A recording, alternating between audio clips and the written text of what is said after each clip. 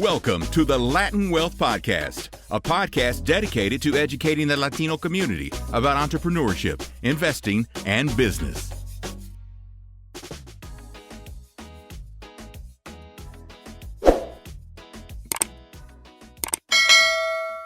Yo, what's going on, Latin Wealth family? Welcome to another episode to Wealth Wednesday. Hopefully, you guys are blessed and doing well. If this is your first time tuning in to Wealth Wednesday, we come on here, we talk about things that are going on in the world that are related to Latinos. And Jeremiah and I, my co hosts, were both Latinos. So we wanted to give it to you guys from our perspective every single Wednesday.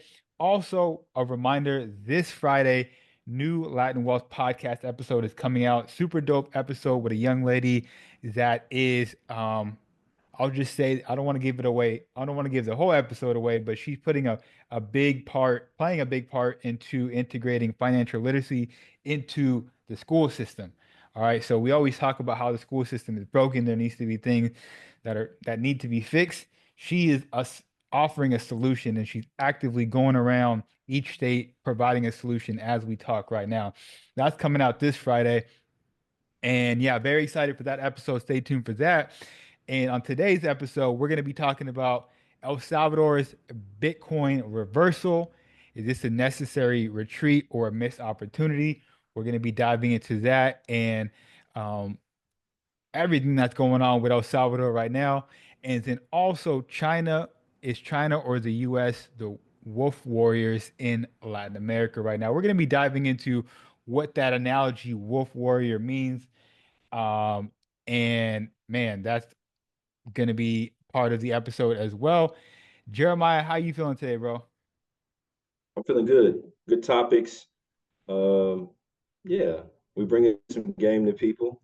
Hopefully, everybody's having a good start to the week. I'm having a good week, so Yes, sir. Yes, it's sir. good. Let's get it. Let's get it. So look, who's the wolf now? Like, let me break this down for people out there that are like, you talking about wolf warrior? Like, what are you talking about, bro? So from the year roughly 2013 to 2021, Chinese diplomats often adopted an aggressive approach that became known as wolf warrior diplomacy, right?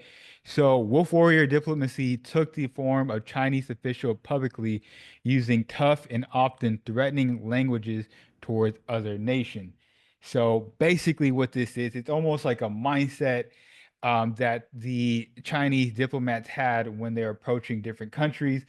When you think of a wolf, you think of someone, an animal that's aggressive, that kind of gets what they want, not in the cleanest manner. They're gonna do it by any means possible, and they really develop this reputation as being aggressive again and using tough languages towards other nations. This was from the year 2013 to 2021. This is a real thing. Over time, this approach resulted in negative ramifications for Chinese bilateral relationship, and ultimately, China has since shifted to a more careful and a respectful public messaging strategy. So they kind of realized, okay, after 2021, we need to shift the way that we're approaching people and how we're talking to people when we're talking about doing business, right? Now, what does this have to do with Latin America and the United States? Well, it has to do with the United States because it seems like Donald Trump is borrowing a page from their book.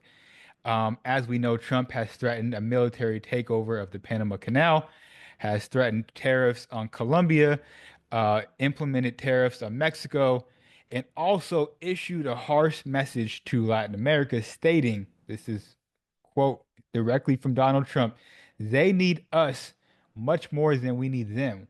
We don't need them, he said. They need us. Everybody needs us. All right. And the last thing I'll add to this is again, it seems like China is flipping the script as China is promoting itself as an alternative and more altruistic partner to the region. China's foreign minister had said what people in Latin America countries want. They want to build their own homes. They don't want to be in somebody's backyard. They want to aspire to be independent and have self decisions. All right. So this is what he's saying. He's kind of thinking like, hey, he's looking after people in Latin America, and he's promoting, being an alternative to, instead of being that wolf, being somebody that again is more diplomatic to other countries. Jeremiah, how are you feeling, and what are you thinking about all of this? As we know that China is heavily influenced, and they're having a growing influence in Latin America. What are your thoughts about all this? Who's the wolf? Well, let me ask you that. Who do you think the wolf is?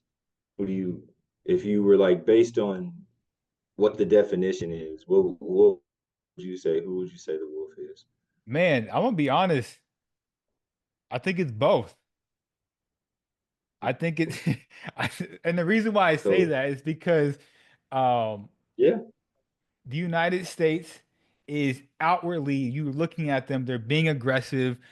They're threatening tariffs yeah, here, implementing tariffs on Mexico, 25%.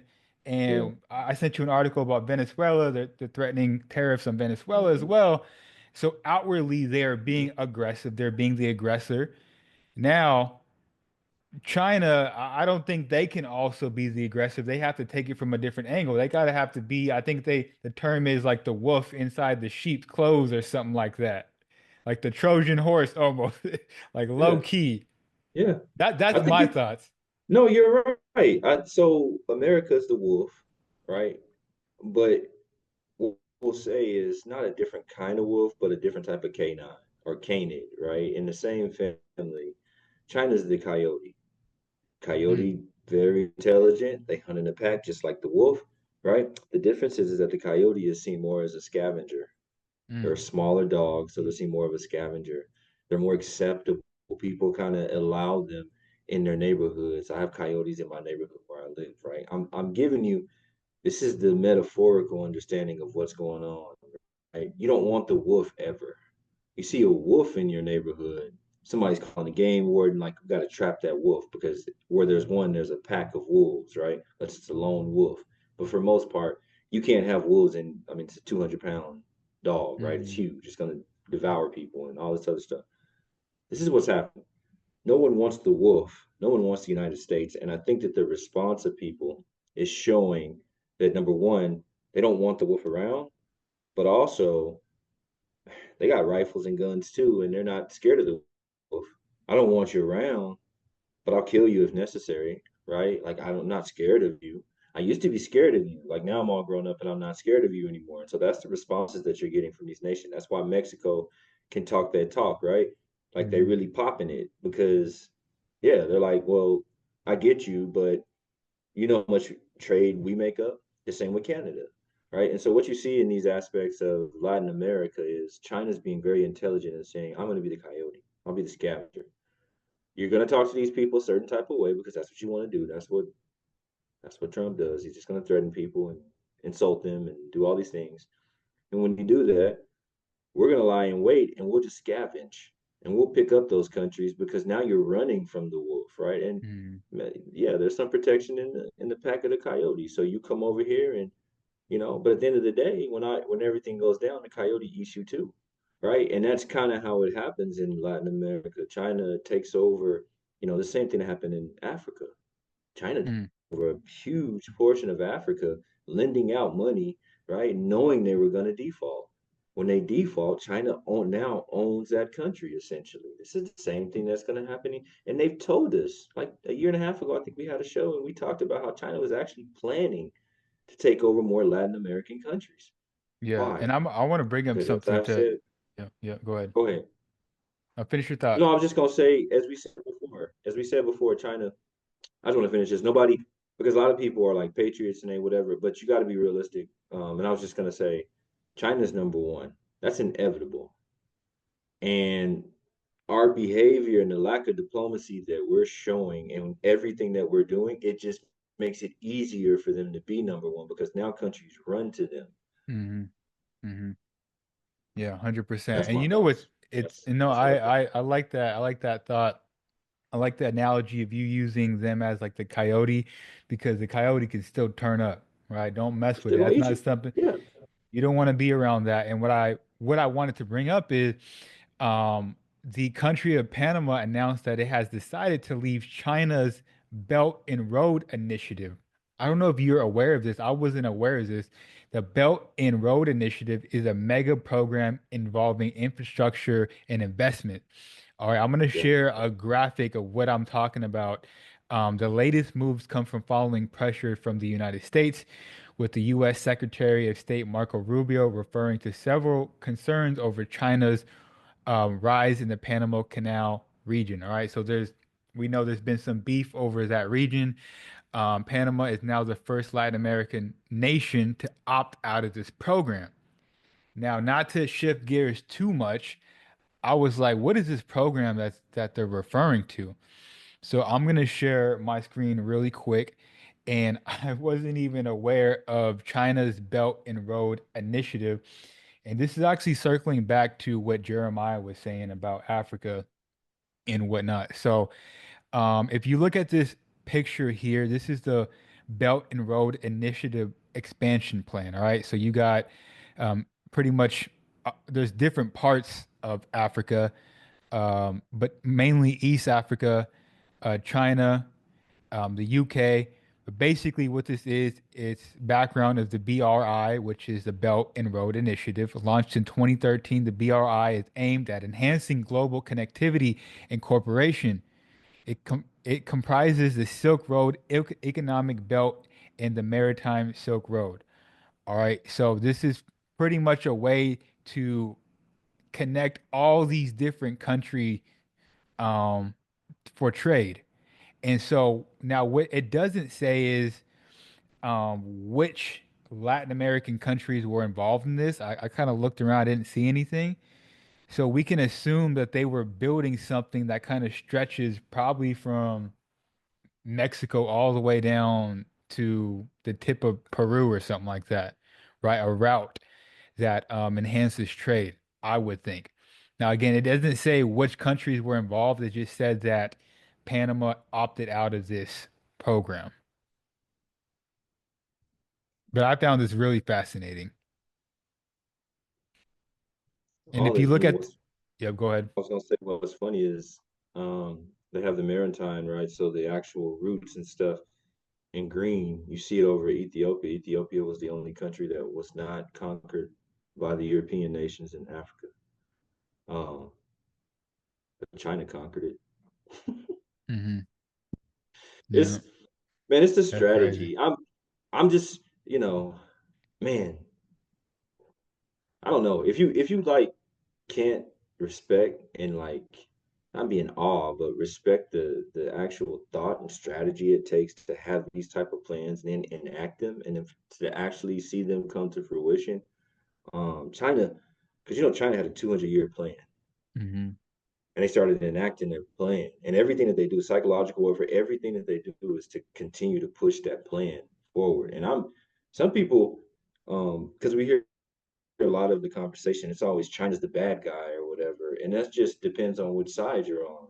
I don't Yeah. necessarily see them as a bad guy. It was the same thing America did. Like it's this is what happens, right? Like nations rise and they fall, and America's on its way out.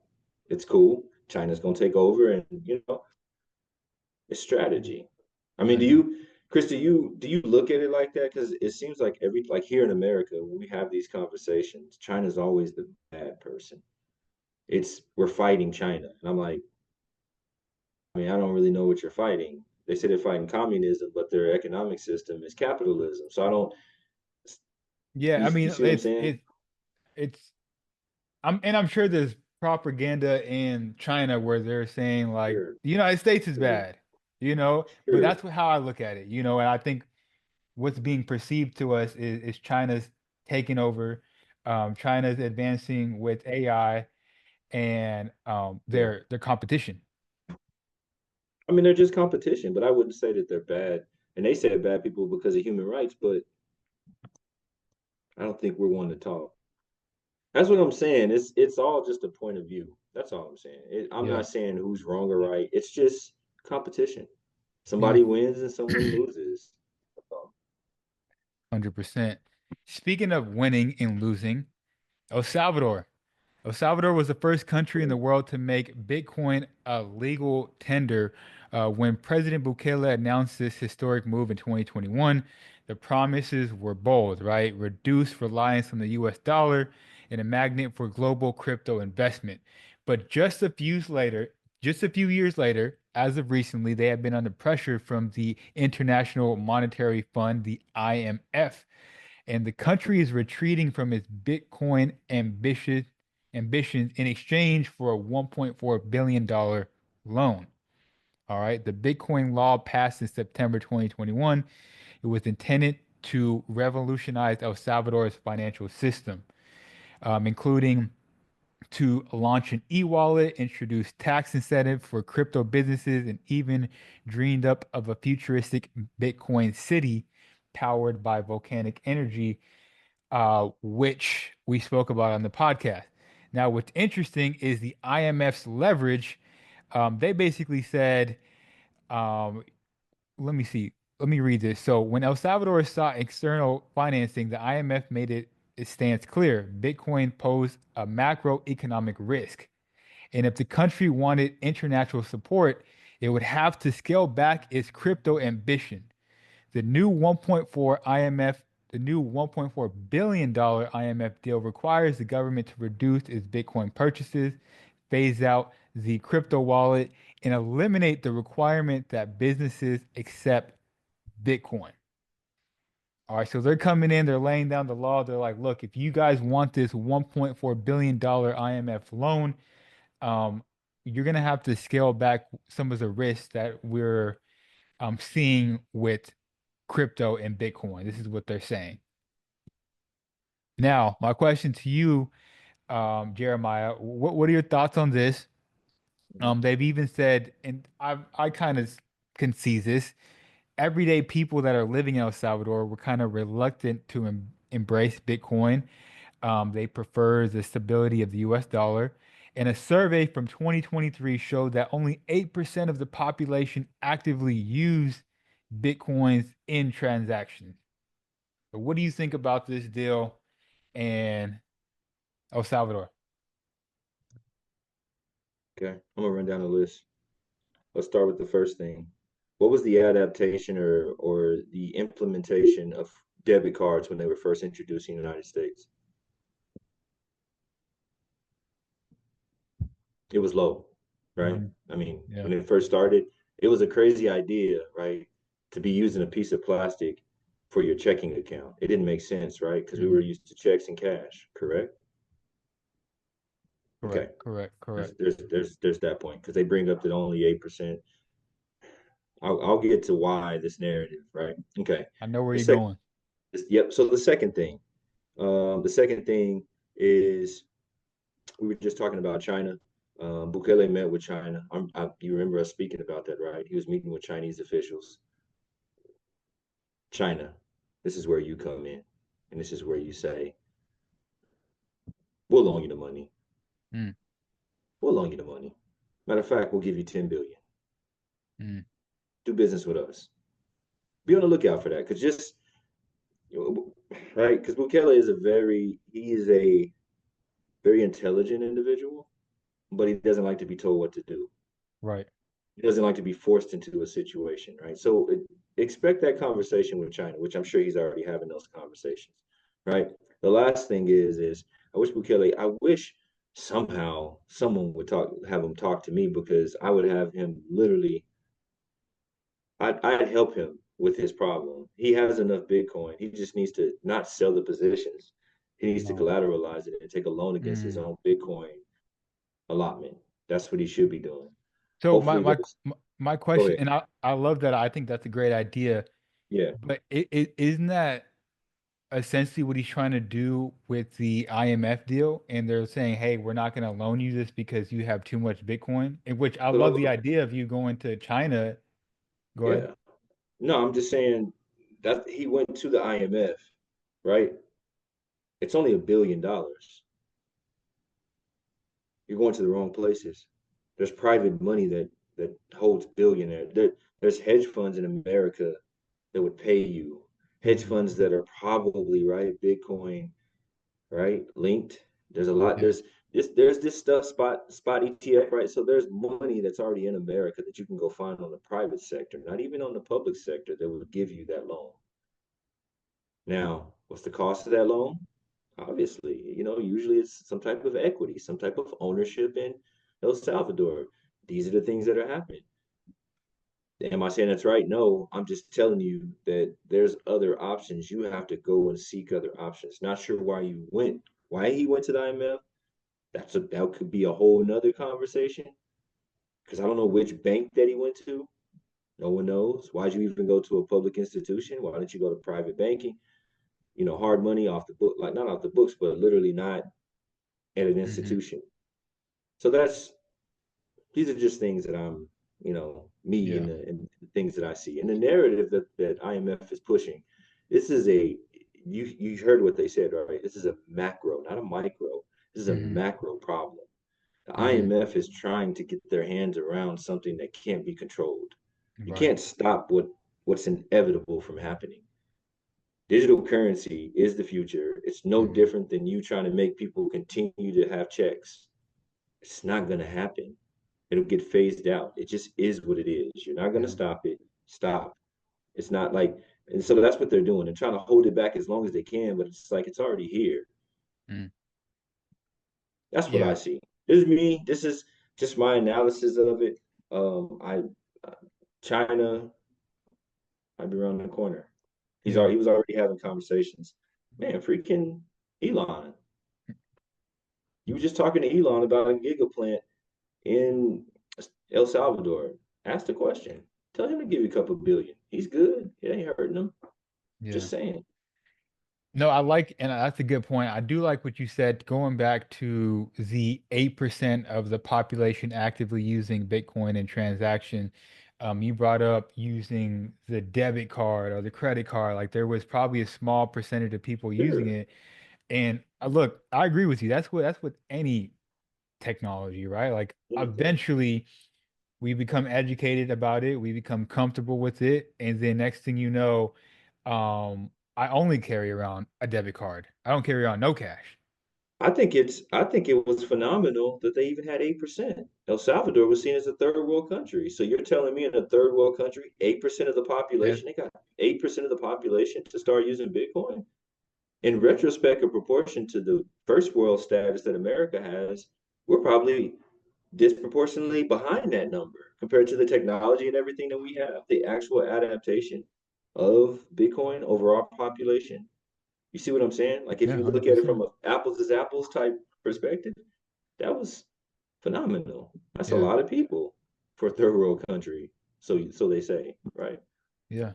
It's going to be very interesting to see if he goes in a different direction, goes to China, goes to Elon Musk, and see if he can get a loan from them because like you said, I don't see him scaling back his crypto ambitions. There's just No, I don't see it. He's too deep into it. and I think maybe this decision may cost them the relationship, I think, with America that he's been trying to build.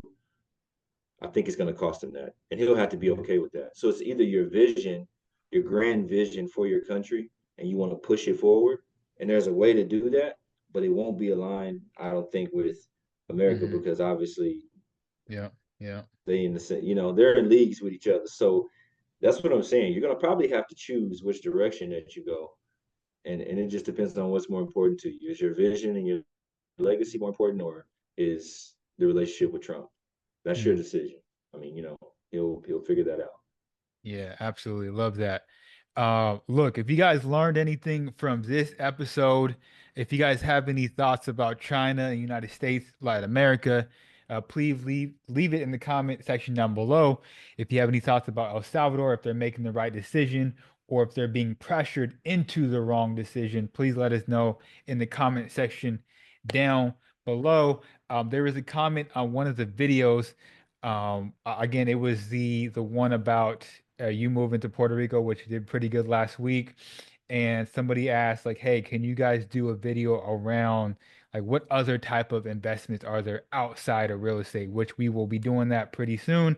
And Yep. he also mentioned he wants to hear more about how you are integrating your family into Puerto Rico and the culture and whatnot. He left that comment. So we'll definitely keep you posted on that. Anything else, Jeremiah, before we get out of here? No, I always want to thank people that are following. Appreciate you watching. Make sure to share it. We always ask that, right? Make sure you share it. Chris says one person. I'm gonna ask you three. Send it to three people. This might be some knowledge that people want to hear about. And yeah, appreciate it. Yeah. Appreciate it. Latin World family. We'll catch you guys in the next one. Peace.